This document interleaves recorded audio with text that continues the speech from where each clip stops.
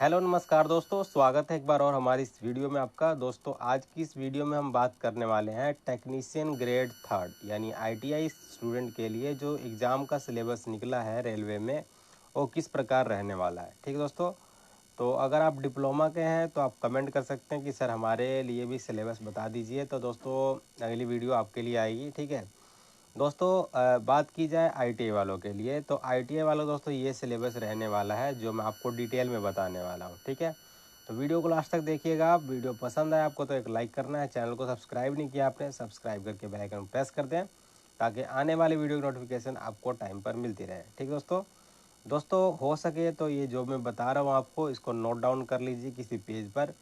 ठीक है, कि आपको कोई प्रॉब्लम ना हो आने वाले टाइम में और आप अपने हिसाब से तैयारी कर सकें और दोस्तों सिलेक्शन ले सकें। क्योंकि दोस्तों जो आईटीआई स्टूडेंट के हैं उनके दोस्तों बहुत ही कम पोस्ट आती है, बहुत ही कम रिक्वायरमेंट होती है गवर्नमेंट एग्ज़ाम के लिए। ठीक है, तो आप देख भी रहे हैं कि कई सालों से वैकेंसी नहीं आई थी बिल्कुल भी।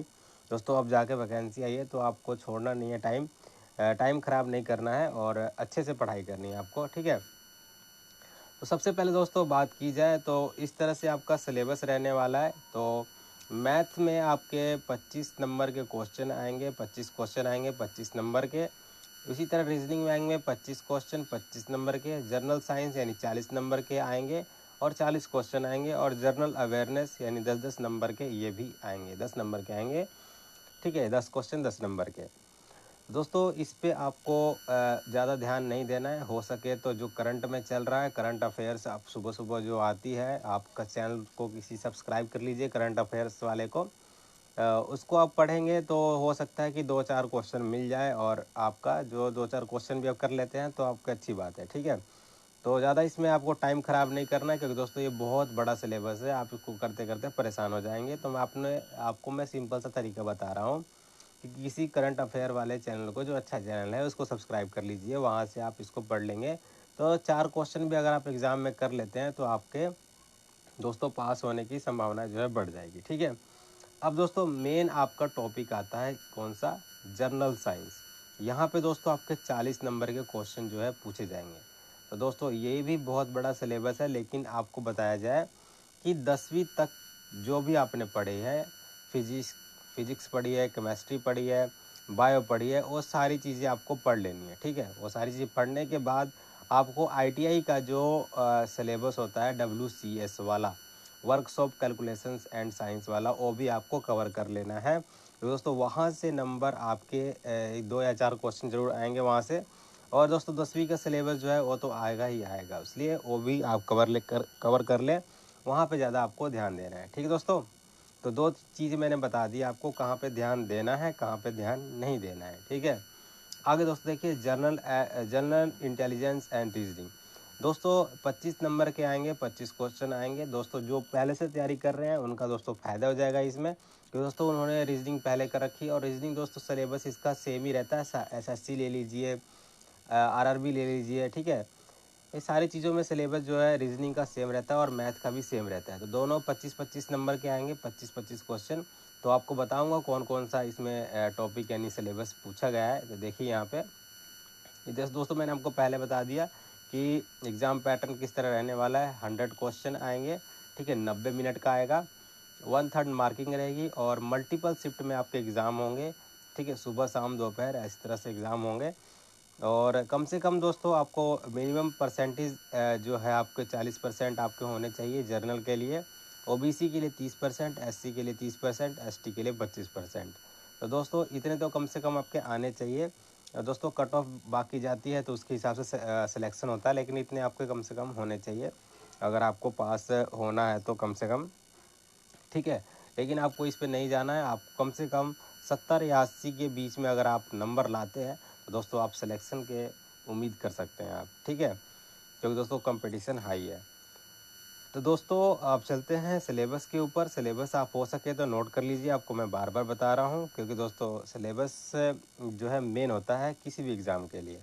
तो मैथ में आपको क्या पढ़ना है, यानी 25 नंबर के लिए आपको क्या क्या पढ़ना पड़ेगा वो देखिए। तो सबसे पहले आपको पढ़ना पड़ेगा number system, BODMAS, decimal, fraction, LCM, HCF, ratio and proportion, percentage, mensuration, time and work, time and distance, simple and compound interest, profit and loss. उसके बाद आपको पढ़ना पड़ेगा algebra, geometry, trigonometry, elementary statics, square root, age calculation, calendar, clock and pipe and cisterns. ये सारी चीज़ें आपको पढ़नी पड़ेगी, किसके लिए? मैथ के लिए दोस्तों। कैलेंडर, क्लॉक एंड पाइप, ये दोस्तों रीजनिंग का सिलेबस होता है। एज कैलकुलेशन ये भी रीजनिंग का है। पाइप वाला दोस्तों भले ही मैथ का हो, लेकिन आपको क्वेश्चन करने से मतलब है, आप रीजनिंग में करें या फिर मैथ में करें, तो इनमें से क्वेश्चन दोस्तों एक आधा आपको देखने को जरूर मिलेगा। तो जरूर दोस्तों इस टॉपिक को क्लियर कर लें, ठीक है। जियोमेट्री और ट्रिग्नोमेट्री आपको मुश्किल लगता है तो इसको छोड़ दीजिए, भले ही एक आधा क्वेश्चन छोड़ देंगे तो कोई प्रॉब्लम नहीं है, ठीक है। आगे दोस्तों देखिए, journal intelligence and reasoning.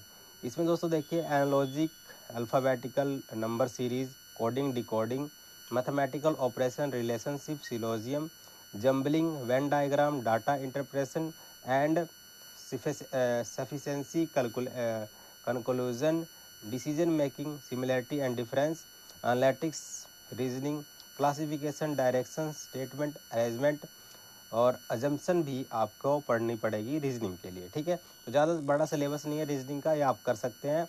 Math में भी दोस्तों खास नहीं है, भी आप कर सकते हैं, ठीक है। मेन आता है जनरल साइंस, जो मैंने आपको पहले बताया दोस्तों। एक लाइन का इसमें लिख रखा है physics, chemistry and life science के बारे में, लेकिन दोस्तों आपको मेन आपको यहीं ध्यान देना है, क्योंकि दोस्तों यहाँ से 40 नंबर आपके बनने वाले हैं, ठीक है। तो 40 में कम से कम आप 35 नंबर तो रखिए, ठीक है, तभी आपका सिलेक्शन हो सकता है। और इसमें दोस्तों मैथ में कम से कम आप रखिए 22 या 20 नंबर के करीब, 20 ले लेता हूँ। और रीजनिंग में भी आपको 20 नंबर आपको रखना है, ठीक है। तो दोस्तों यहाँ देखिए 20, 20, 40 और 30 कितने हो गए आपके। और यहाँ से आपके 2-4 क्वेश्चन मैंने आपको बोला था, तो यहाँ से आप अगर लेते हैं तो दोस्तों बहुत ही अच्छा आप रिजल्ट निकाल लेंगे, ठीक है। तो इस तरह से मैंने आपको बताया। तो 20, 20, 40 और 30, 60 और 4, 74 नंबर अगर आप लाते हैं तो दोस्तों आप सिक्योर है किसी भी जोन के लिए, ठीक है। तो ये थी आपको जानकारी देनी। इसके बाद दोस्तों सीधा आपका डीवी है, डीवीएन डॉक्यूमेंट वेरिफिकेशन और सिलेक्शन आपका रखा हुआ है, ठीक दोस्तों। तो ये मैंने आपको बताया। तो कैसी लगी ये जानकारी पसंद आई तो एक लाइक कीजिए। चैनल को सब्सक्राइब नहीं किया आपने, सब्सक्राइब करके बेल आइकन प्रेस कर दे, ताकि आने वाले वीडियो की नोटिफिकेशन आपको टाइम पर मिलती रहे, ठीक है दोस्तों। मिलते हैं वीडियो में। Thanks for watching.